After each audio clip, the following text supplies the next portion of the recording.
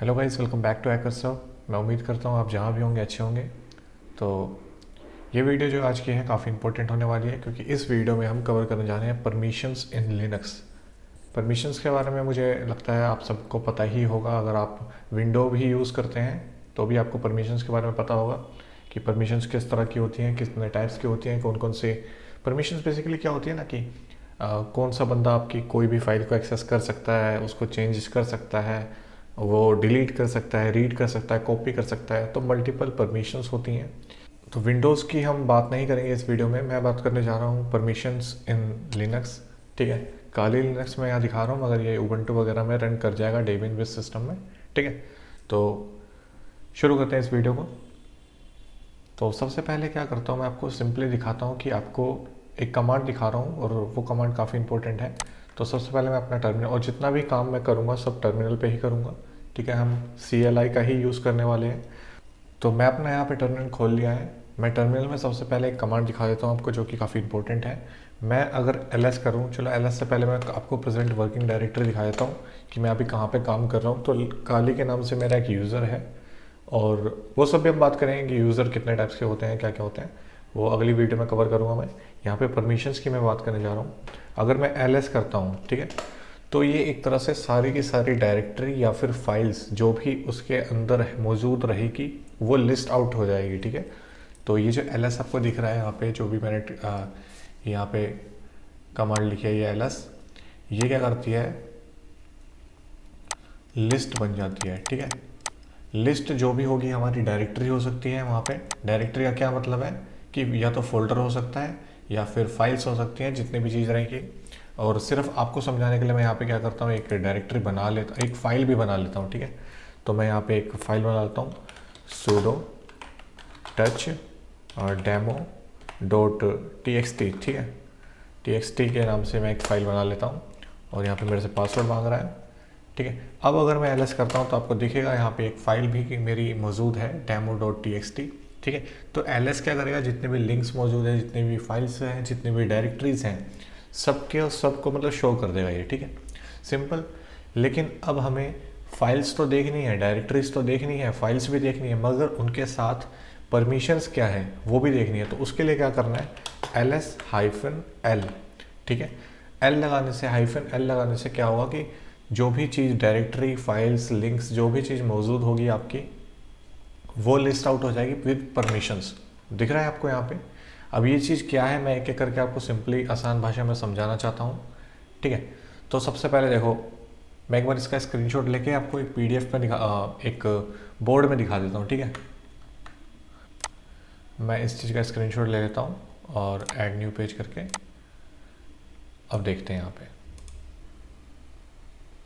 तो मैं आपको बताता हूँ ये सब क्या क्या लिखा हुआ है यहाँ पे। ठीक है, तो ध्यान से समझना, काफ़ी इंपॉर्टेंट है, और एक बार आपको समझ में आ गया तो काफ़ी आसान लगेगा ये जो भी चीज़ें यहाँ पे लिखी हैं। तो सबसे पहले ये हमारी कमांड हो गई।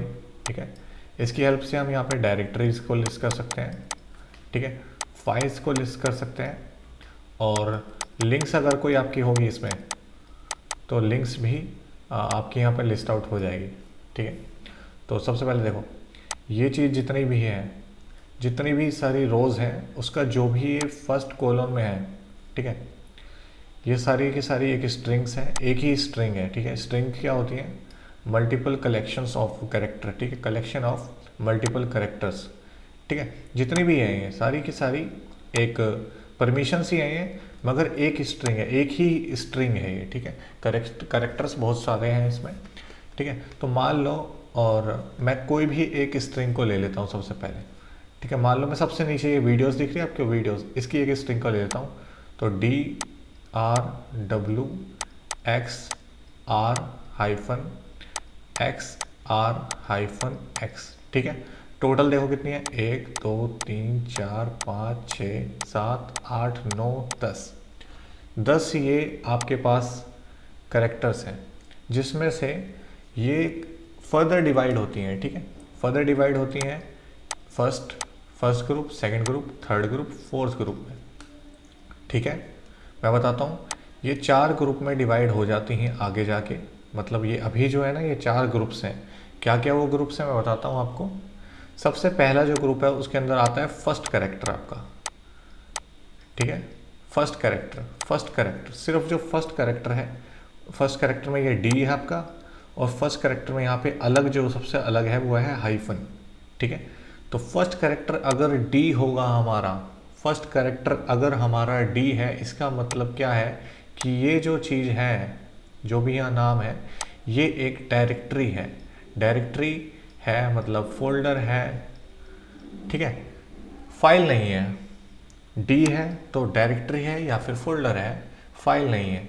अगर हाइफन है, यहाँ पे दिख रहा है आपको हाइफन है, अगर हमारा फर्स्ट कैरेक्टर हाइफन है, इसका मतलब ये है कि ये जो चीज़ है हमारी demo.txt, ये एक फाइल है, ठीक है।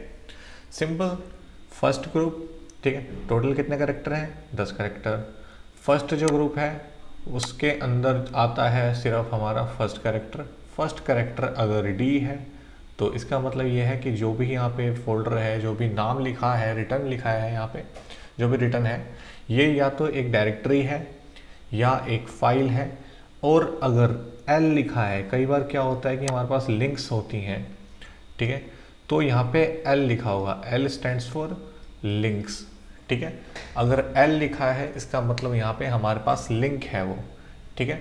तो फर्स्ट ग्रुप का जो काम था वो इतना ही था कि हमें ये बता देता था कि ये क्या है, किस तरह का फोल्डर है, किस तरह की फाइल है, ठीक है, सिंपल, ठीक है। तो मैं इसको अब हटा देता हूँ। मुझे उम्मीद है आपने कहीं इसको नोट डाउन कर लिया होगा या याद कर लेना, या फिर आप इस वीडियो को फिर से देख लेना एक बार। तो अब हम आते हैं सेकंड ग्रुप पे। सेकंड ग्रुप में क्या होता है, ये क्या है, सेकंड ग्रुप में कितने कैरेक्टर्स होते हैं, ये तीनों मिलके बनाते हैं हमारा सेकंड ग्रुप, ठीक है। ये तीनों हमारा मिलके बनाते हैं सेकंड ग्रुप। और मैं एक और चीज़ बता देता हूँ, और जो सबके लिए सेम है, अगर हमारे पास कुछ आर लिखा है, आर मतलब कि क्या उसको कोई रीड कर सकता है, ठीक है। R stands for read, W मतलब राइट, और एक्स स्टैंड्स फॉर एग्जीक्यूटेबल, ठीक है। तो एक्स स्टैंड फॉर एग्जीक्यूटेबल, ठीक है। एग्जीक्यूटेबल मतलब अगर आपके पास कोई बाइनरी फाइल है, कोई ऐसी फाइल है जो जिसके अंदर कोई प्रोग्राम है, जिसके अंदर कमांड्स हैं, तो क्या आप उसको एग्जीक्यूट कर सकते हैं। एग्जीक्यूट करने के लिए हम जैसे यहाँ पे एक तरीका ये होता है कि डॉट लगा के, स्लैश लगा के, फाइल का नाम विद एक्सटेंशन लिख दिया तो वो फाइल एग्जीक्यूट हो जाती है। तो अगर उस तरह की कोई फाइल है तो क्या उसको आप एग्जीक्यूट कर सकते हैं, तो वो सब इसमें लिखा होता है एक्स में, ठीक है। X stand for executable file, W for right, क्या उस फाइल में कोई राइट कर सकता है, चेंजेस कर सकता है, रीड कर सकता है कोई। तो आर मतलब समझ आया, डब्ल्यू मतलब समझ आया, एक्स मतलब समझ आया, ठीक है। तो मैं इनको हटा देता हूँ। मुझे उम्मीद है कि आपको ये चीज़ अच्छे से क्लियर हुई कि ये सब क्या लिखा है। और अगर वहाँ पे जैसे ये ना इसी पैटर्न में रिटर्न होते हैं हमेशा कि आर डब्ल्यू एक्स, ठीक है। तो अगर इनमें से कोई भी एक मिसिंग है, मतलब जैसे यहाँ पे डब्ल्यू है तो आर हाइफन एक्स है, इसका मतलब कि इसमें राइट की परमिशन नहीं है, ठीक है। इसमें वो क्या है वो मैं बताऊंगा, मगर अगर कोई भी प्लेस में उसकी जगह हाइफन है, ठीक है, इसका मतलब कि उसमें परमिशंस को डिसएग्री करा हुआ है, ठीक है। अभी जैसे अच्छा, तो हम सेकंड ग्रुप की बात करते हैं। तो सेकंड ग्रुप क्या होता है कि सेकंड ग्रुप हमें बताता है कि उस पर्टिकुलर ओनर के पास उस चीज़ की परमिशंस क्या है। ये जो आपको यहाँ पे दिख रहा है ये नाम, ये है कि किस यूज़र के पास, ये जो सेकंड ग्रुप की जो परमिशंस है ना, सेकंड ग्रुप की जो परमिशंस है वो इस यूज़र के लिए लिखी होती है कि इस यूज़र के पास इस फाइल्स के लिए क्या परमिशन है, ठीक है। मुझे उम्मीद है आपको समझ में आया होगा। इस यूज़र के पास इस फाइल्स के लिए क्या परमिशंस हैं वो मेंशन होती है इस चीज़ में, ठीक है, सेकंड ग्रुप में। और मैं आपको सभी की सभी ये जो चीज़ें हैं जो अभी मैं यहाँ पे समझा रहा हूँ वो प्रैक्टिकली दिखाऊंगा, यूज़र के नाम चेंज करके दिखाऊंगा, यूज़र को चेंज करके दिखाऊंगा। और मैं ये भी बताऊँगा कि यहाँ पे रूट क्यों लिखा है, यहाँ पे फिर से रूट क्यों लिखा है, क्यों यहाँ पे 2 बार काली काली लिखा है, और अच्छा, ये जो स्ट्रिंग्स है ना, इसमें ये सिर्फ यहाँ तक है, ये 2 अलग चीज़ है, ये भी मैं बता दूंगा क्या चीज़ है। ठीक है, तो इसके बाद जो फर्दर 3 कैरेक्टर हैं वो थर्ड ग्रुप। ठीक है, और फर्दर 3 कैरेक्टर जो है वो फोर्थ ग्रुप। ठीक है, फोर्थ ग्रुप, थर्ड ग्रुप। तो सेकंड ग्रुप हमें बताता है एक पर्टिकुलर यूज़र परमिशन। ठीक है, सेकंड ग्रुप क्या बताता है, एक पर्टिकुलर यूज़र परमिशन, किस यूज़र के पास उसकी क्या परमिशंस हैं। थर्ड ग्रुप बताता है, अच्छा जब भी हम यूज़र क्रिएट करते हैं लिनक्स में, आपको पता होगा अगर आप यूज़ करते हैं लिनक्स को ज़्यादा, तो जब भी हम एक यूज़र क्रिएट करते हैं बाय डिफ़ॉल्ट हमारा एक ग्रुप भी क्रिएट हो जाता है जिसमें आप अकेले रहते हैं। ठीक है, अगर आप उसमें मतलब और मेंबर्स ऐड नहीं करते हैं तो बाय डिफ़ॉल्ट आप अकेले उसमें रहते हैं।